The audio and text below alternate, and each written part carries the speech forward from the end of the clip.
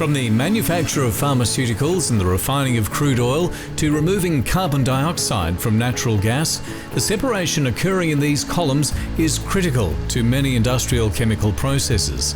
And it relies on structured packing, specially designed surfaces that facilitate the contact of gas and liquid. Yet surprisingly, this technology has seen little progress in the last 50 years, until now.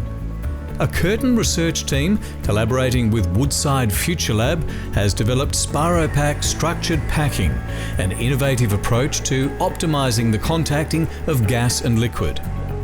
Extensive testing and prototyping has demonstrated that SpiroPak's novel design increases the packing contact surface area up to 5 times, reduces pressure loss and energy usage by up to 70%, while creating a more even flow.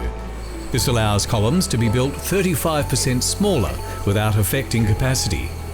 Large-scale modelling shows that retrofitting SpiroPak to an existing column in a conventional natural gas processing plant could improve flow by 40%. Once proven at industrial scale, SpiroPak could open up new opportunities to cost-effectively upgrade processing facilities and allow existing facilities to process new sources of gas.